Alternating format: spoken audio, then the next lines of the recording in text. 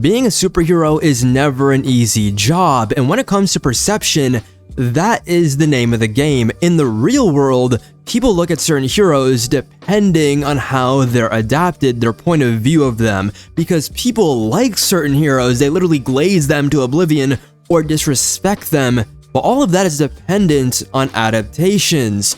People will say all these things on Superman, for example, because of how he was portrayed, and then turn around and praise somebody like Spider-Man because he has so many projects that people or creatives are taking the time to make really good and get at the heart of the character. Everyone can fundamentally understand Spider-Man, even if it's a bad project. It's very easy to make the main character likable. In those circumstances, somebody could be like, yeah, that's one of the greatest superheroes of all time. And it really made me think, what would these heroes think themselves if they were able to get a glance of how people in the real world perceive them compared to their world where everybody loves them? And honestly, I can't believe that there hasn't been a story where Deadpool realizes or sees a view of the world of all the haters that he has IRL and has a mental break over it. That would be a pretty interesting story, but either way, the point is simple. The way people view you is important, and some characters have some of the craziest PR teams of all time, making them look better than they should, erasing things in the past that should at least be somewhat front and center and making them footnotes, or literally bringing somebody's career back from the dead. So yeah, that's what we're going to be talking about today, the best PR teams in all of media, characters who somehow made it to the next level. The first character on my list is Cyclops, because the complete 180 this man's perception has gotten in the past year is honestly delightful to see. If anyone was going to have a glow up and a complete global switch up on his character, it had to be Cyclops. He's the leader of the X-Men, and yet you would never think that based on those Fox films. Those movies ruined everyone's idea of who Scott Summers really is. I don't even know if I could pinpoint distinct characteristics other than he was really boring, really connected to Jean, and stuck in that weird love triangle with Logan that I despise with every cell in my body. They had some beef with each other as they normally do, but he literally just dies in the third movie. That level of disrespect should only be reserved for Jason Todd, but now things are a bit different. The resurgence of the X-Men, especially the 92 show and X-Men 97, you can tell everybody involved wanted to show their best and to make sure Cyclops had every opportunity to gain new fans. Yes, you get the hype moments that bring in casual viewers, but then they back it up with the writing. That's what causes or creates long-term fans. They bring in the story of Nathan Summers, his son, Madeline Pryor, Jean Grey. Everything is just coming together. The Summers family, everybody is involved fighting for the freedom of their species. And more importantly, they start planting the seeds. The Scott Summers was right mentality, the idea that he is in the in-between or is about to be in the in-between of Professor X and Magneto. Someone who will fight against the human race for their prejudice while still trying to be a hero. Now, yes, he eventually goes a bit off the deep end and makes darker decisions, but because of everything done to his kind, it feels understandable, not justifiable, but we know where he's coming from. Even moments like using children, this sounds crazy, to fight during the Schism event, it's very questionable, but it led to interesting character dynamics, and it seems like eventually X-Men 97 will get there. That is why this works, because now people are finally starting to understand that Cyclops isn't just a Boy Scout. Just like Superman has layers, Cyclops is the same way, except he's a master tactician. He doesn't have a plan B because that would assume that he only has 26 plans. He is the Batman kinda of the Marvel Universe, and it's not just in this show or in the comics. It's everywhere. They're showing who Scott Summers is, from Avengers Doomsday showing off Cyclops and everybody getting hyped. That doesn't happen 10 years ago. Nobody would have cared. But now, they do. We're going on a good direction here. His introduction in Marvel Rivals had everybody going crazy. Every time he's used in a fighting game, people want more. being a Fortnite skin referencing Marvel vs. Capcom and the infamous or the famous dap with Ryu, something that I think became iconic, and even getting a full artist rendition used as a poster for Marvel Capcom Master Collections. It is all adding up. The math is mathing. He's been on the up and up, and I couldn't be more proud. The next two I want to mention are characters who have a lot of history or a lot of their history written away just so people can focus on the recent, on the new.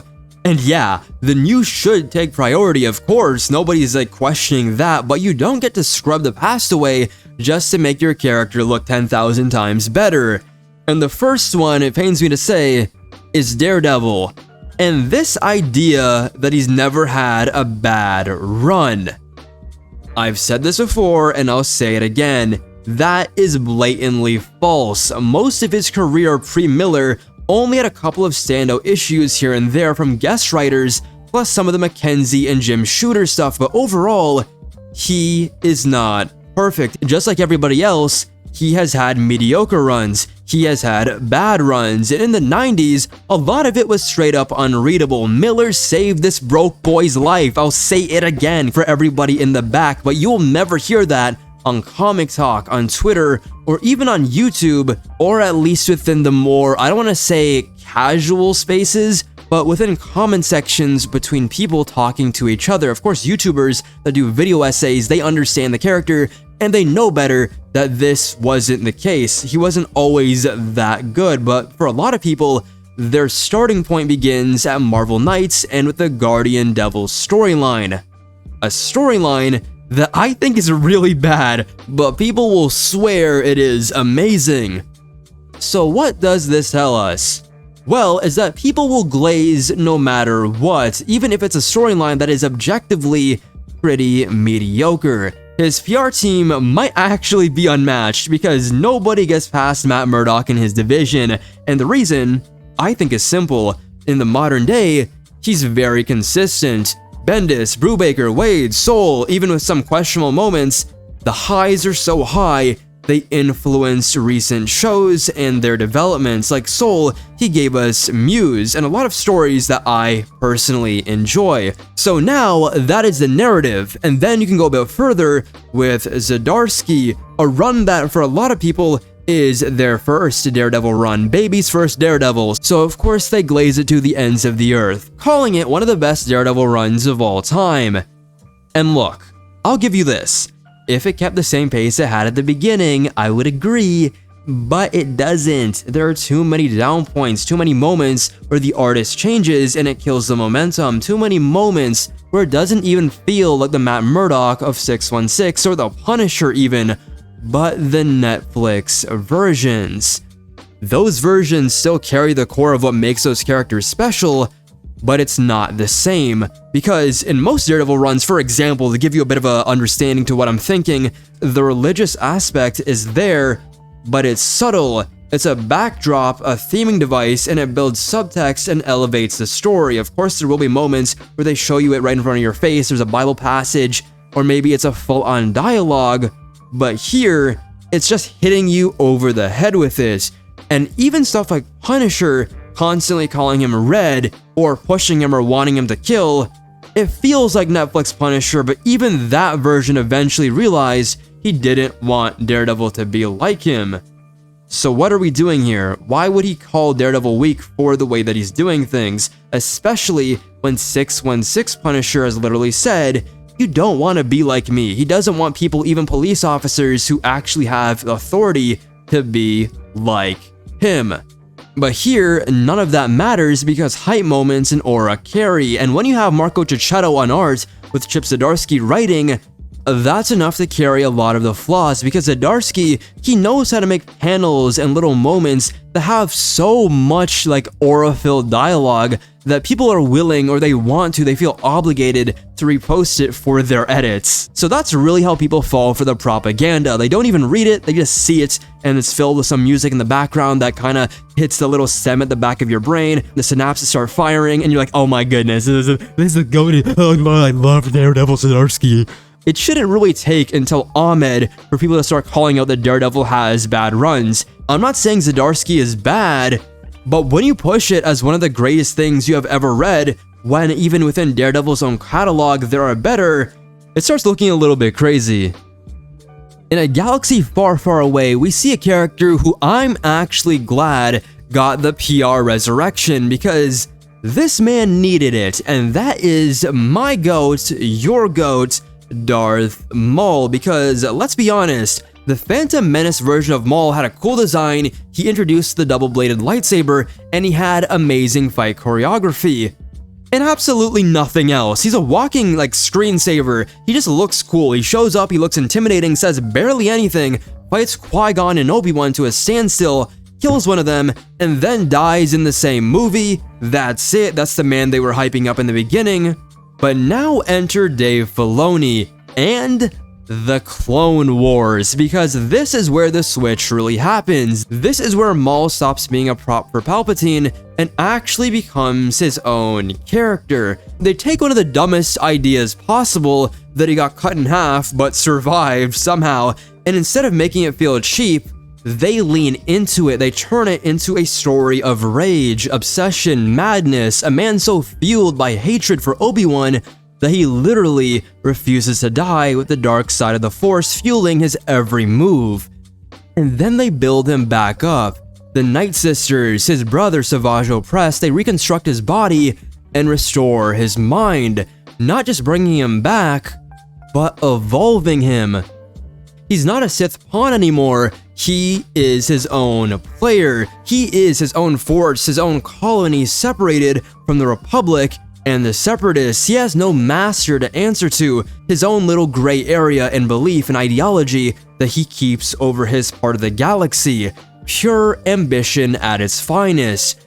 And that is when he gets dangerous, because Maul doesn't just want revenge, he wants control. He wants to fight back against Palpatine and his new world order. So what does he do? He builds power by taking over Mandalore, he claims the Darksaber, and commands an army of Mandalorians, some of the most dangerous fighters in the galaxy, and puts them under his banner. All of their armor gets a new skin that looks, if I do say so myself, very stylish. That's not the same guy who got folded or cut in half in episode 1.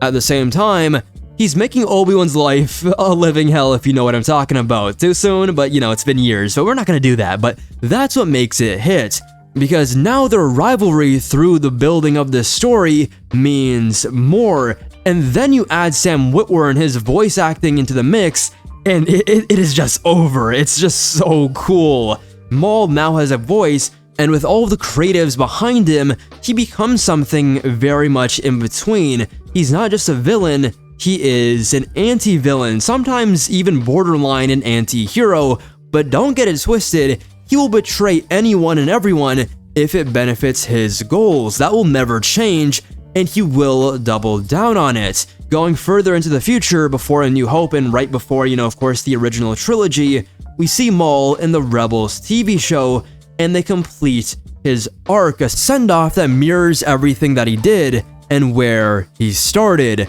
That is a full 180 of a character, becoming a silent nothing burger to one of the most compelling figures in Star Wars. And I will say it, his development rivals Vader, it rivals Obi-Wan, and some of the best characters the franchise has ever produced. All from a guy who originally had nothing.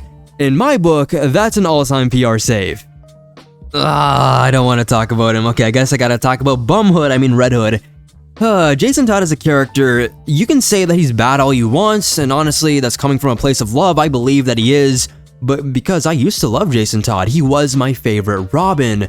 Reading or watching Comicstorian videos and seeing his entire progression from New 52 to Rebirth, that entire Outlaw story, I'm gonna be honest, was really cool. Comicstorian did make those stories sound even better than they actually were. He had a hidden talent for making stories, not even hidden, but a real talent to make these things sound incredible, even when they weren't. Red Hood, he isn't completely bad, but the problem is his PR is so good that he's been running off the coattails of maybe 2 or 3 stories for his entire existence, and it makes those who actually read those stories get really frustrated when people glaze the character with nothing to base it off of. For the casual fan, Those stories are Under the Red Hood, the animated movie, and Batman Arkham Knight. And the funny thing is about Arkham Knight is that it is basically a remix of Under the Red Hood.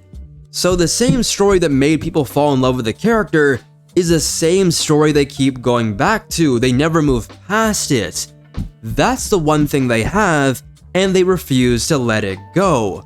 Because the moment you ask somebody to name, like genuinely, 5 to 10 great Red Hood comics or Red Hood affiliated stories, they will freeze in their tracks or pivot to some sort of excuse, because a lot of people don't actually love the character. They love the concept of the character, they love the design, the helmet, they love the idea that he kills and does the things Batman will never do. But here's the question, show me a moment where he actually killed the Joker or any meaningful villain. Oh wait, he didn't and you can't. So what's the difference between him and Batman? He's supposed to be the mirror opposite, right? Somebody who challenges Batman's no kill rule, but right now he doesn't even do that. So what's the point of the character? Fundamentally, that's the issue. He's not a great character stuck with bad writing, like a lot of Jason Todd fans like to say. If the majority of your appearances, even outside of your own books, are filled with questionable writing, maybe that's just the character. The baseline is the problem. But whenever you criticize Red Hood online, especially on places like Comic Talk, TikTok, you already know what happens. Nobody actually responds to the criticism. They just get angry. They start defending their little Pookie Bear and act like you committed a crime for saying the character isn't really good. When in reality, you could just read Winter Soldier or Punisher and get a much stronger experience with that type of character, because Red Hood had the opportunity to become something special. He could have killed Joker in his first appearance, but instead, he was emotional. He wanted to prove a point, and that led to good storytelling. He waited for Batman to show up, and then the rest is history. The funny part is, Batman wasn't even there to save Joker. He was there to save Jason. The movie version is basically what the writer wanted the story to become. It took the original idea, refined it, and created the version that most people now associate with Red Hood. They basically did, of course, the manga to anime style of having a rough draft as the comic or the manga, and the animation or the adaptation being that final good copy. That consistency and the conciseness and removing all the fluff along with the Jensen Ackles performance of, Red Hood, that completely changed how people viewed him and cemented him in their brains as one of, if not the best Robin, because he was just so cool in that first appearance. It made everyone think that he was that guy. But compared to Dick Grayson, Damian Wayne, or Tim Drake, he's just not on the same tier. And that's not even me being disrespectful. If you look at somebody like Dick Grayson, he has team books, solo books, and an entire legacy built around him. His influence on Batman, the Teen Titans, and DC Universe lore is undeniable. Even when he had bad stories, everybody still understands how important he is. Batman and Robin as a duo is one of the most iconic relationships in fiction, and Grayson created that. Jason stepped into those pixie boots and failed spectacularly. Now obviously, well not obviously, I did consider him a good Robin. If you've seen my Robin ranking video, I said that he was good from a writing perspective, but let's be real. How long was Jason Robin in post-crisis? How many years did he get of consistently good writing? Like 2? Then Red Hood came along, and they started playing around with him being a villain, then an anti-hero, and then whatever they wanted him to be. Sometimes it worked, and sometimes, or a lot of the time, it did not. And the problem is, whenever Red Hood gets interesting progression, people reject it because it doesn't fit the version of the character they created in their head. So you're already limiting and erasing the good stories he can have, as if he has an abundance of them to begin with. You shot your own character in the foot, but from a PR perspective, nobody cares. Nobody is beating Red Hood because everybody for some reason loves him, and it just comes in waves.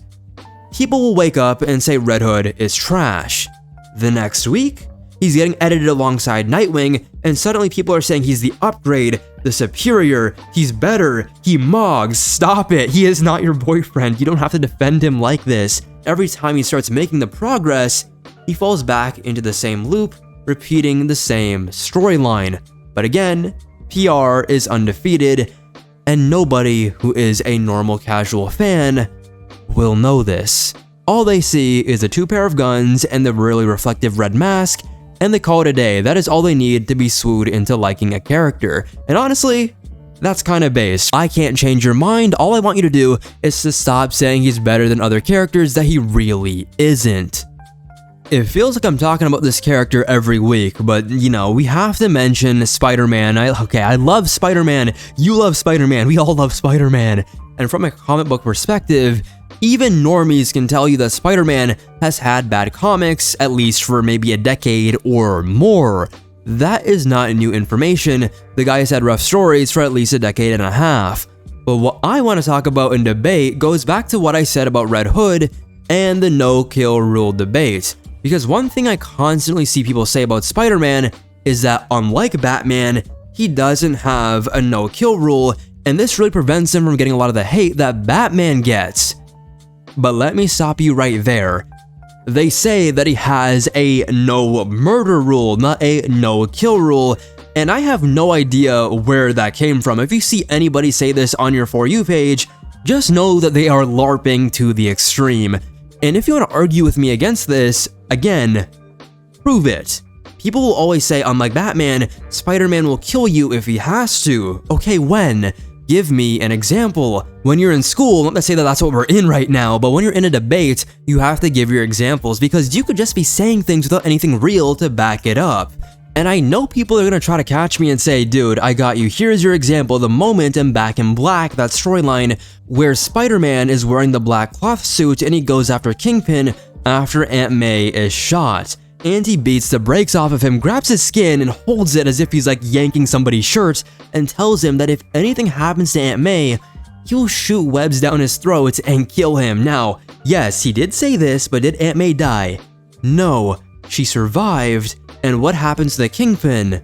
Despite everything that he's done, nothing happens. So let's move on. Carnage, right? The one villain that everybody would agree that if you cross the line with him, it is understandable. He is comparable to the Joker, except he has more power to kind of have his chaos and anarchy reach a global and sometimes even a planetary or universal scale, but I want to scale it back to his first appearance and of course when he was more street level, quote unquote. I'm using air quotes here because that's not exactly what he was, but neither is Peter. He just operates on that level. As everybody knows, started as a serial killer and continued that profession, I'm acting like this is a job, when he was Carnage. Surely, if we're going by the same logic that people have, he would kill him. Except he doesn't. He actively stops other people from doing it too. Venom, other heroes, he stops them from crossing the line. Then you have Green Goblin. J. Jonah Jameson himself was literally about to shoot him point blank, and Spider-Man jumped in front of the bullet to stop him, taking a bullet for one of, if not his greatest enemy. He is his greatest enemy, a guy who has done things to Peter that are on the same level as what the Joker has done to Batman. And at one point, he even merged with the Carnage symbiote, a creature with the potential to cause destruction on a massive scale. So the two characters that I just mentioned hit a fusion, so they're more dangerous than ever. And what does Spider-Man do? He still chose to save him. So I don't understand where this idea comes from because Spider-Man has always had a no-kill rule, and honestly, most heroes should because comics are cyclical. We want our villains to come back. We want these characters to appear again because they have great storytelling potential, they're iconic, they're interesting. A hero, as a lot of people say, is only as good as their villains. And the more villains you kill off, the harder it becomes to maintain that level of storytelling.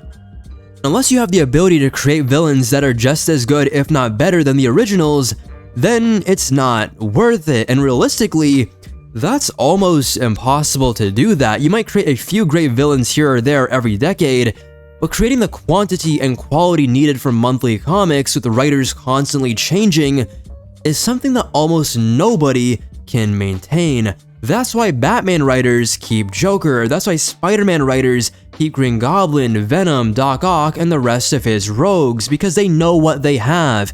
And usually within the story itself, it makes sense because it can create moral conflicts and create debates that everybody loves. All of this, a lot of people say that Batman is one of the worst written characters of all time and in fiction, but they're literally showing you the problems or like concepts or just moral debates in front of your face. The writers are aware and it gets you thinking.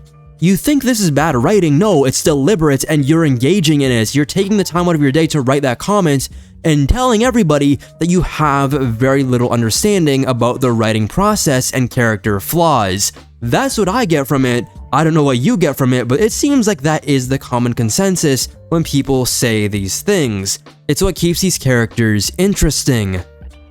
Whether you love them or hate them, Batman and Spider-Man have some of the greatest villain catalogs in all of superhero literature, and they wouldn't be the same without them. The problem is that people have somehow convinced themselves that Spider-Man is an exception, but look at every adaptation: Spectacular Spider-Man, the 90s animated series, the movies, almost every version of the character. When has he killed willingly? He doesn't. Yet people see one comic panel, one out of context moment, and suddenly the entire perception changes. I'm telling you, Spider-Man PR might actually be on Daredevil and Red Hood level because he does the exact same thing Batman does. He has villains who are just as dangerous, except they have powers, technology, symbiotes, and even more dangerous ways to cause mass destruction. They can raise the scales in ways Batman villains never could, except of course a select few, but people ignore it. People are just repeating what the echo chamber has given to them, the one that they place themselves in. In this case, Spider-Man's PR team, funnily enough, wasn't even the company, it was the fans. They gaslit each other until it became a fact. Kinda, it's not exactly a fact, but people have accepted this idea as if it was that. But yeah guys, let me know down below, what are some characters outside of comics or even within, maybe anime, video games, anything, that have a crazy PR team, characters who get defended no matter what, characters whose history gets rewritten by fans, or characters who are completely revived because of one piece of amazing media. Let me know down below. Remember to like, subscribe, and turn on post notifications so you know when a new video goes live, and yeah, see you all later, take care, deuces, peace.